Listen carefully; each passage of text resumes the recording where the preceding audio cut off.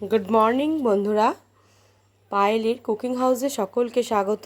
আজকে রান্না করব পটলের সর্ষে পোস্ত। চলো দেখে নেওয়া যাক কী কী লাগলো উপকরণটি। এখানে আছে সর্ষের তেল, কালো জিরা, পোস্ত, সর্ষে, রসুন, কাঁচা লঙ্কা, পেঁয়াজ আর তো পটল। এবার কড়াইতে সর্ষের তেল দিয়ে দেব পটলটা ভাজার জন্য। এবারে তেলটা গরম হয়ে গেছে, এবার আমি পটলগুলো একে একে দিয়ে দেবো।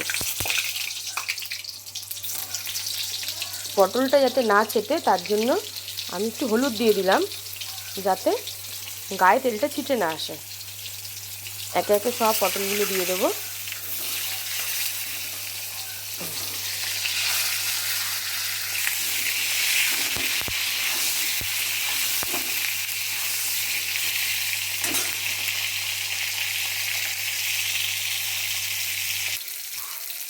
হালকা ভাজা হয়ে গেছে, এবার আমি অল্প পরিমাণ নুন দিয়ে দেবো, সাদা নুন।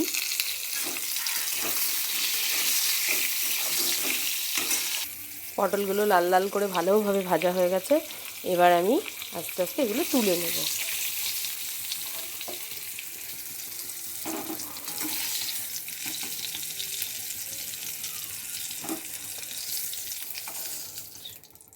রান্নাটা একটু তেল হলে বেশি ভালো হয়, তাই জন্য আর একটু পরিমাণ তেল দিয়ে দেবো। তেলের মধ্যে দিয়ে দেবো কালো জিরে,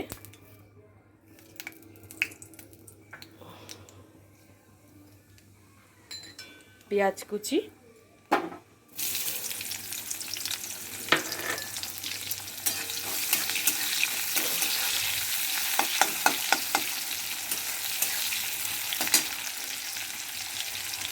মিক্সির মধ্যে সর্ষেটা দিয়ে, পোস্ত, সর্ষে সব কিছু দিয়ে দেবো।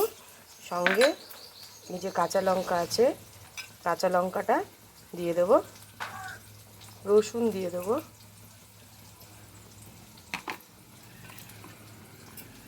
দিয়ে এবার মিক্সিটা করে নেব। পেঁয়াজটা লাল লাল করে ভাজা হয়ে গেছে, ওর মধ্যে আবার ফের পটলগুলো দিয়ে দেবো। দিয়ে আমি ভালো করে একটু নেড়ে নেব। এদিকে আমার সর্ষে পোস্তটাও ভালোভাবে বাটা হয়ে গেছে, এবার ওইটা আমি আস্তে আস্তে দিয়ে দেবো।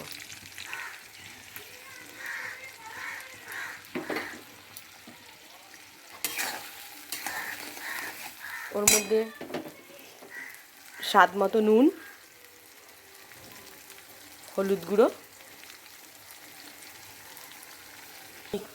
ওই মিক্সিটার মধ্যে একটুখানি জল দিয়ে ওই জলটাই আমি আবার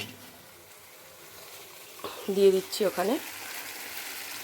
এখানে বেশি জল দিলে হবে না, কিন্তু এই রান্নাটি খুবই সামান্য উপকরণ দিয়ে হয়, কিন্তু গরম গরম ভাতের সাথে খেতে ভীষণ ভালো লাগে, ভীষণ ভালো লাগে।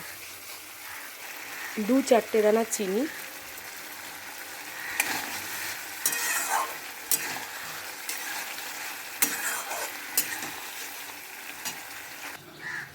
দেখুন আমার রান্নাটি হয়ে গেছে, কিন্তু আমি এটা ভাতের সাথে সার্ভ করে একবার দেখাবো।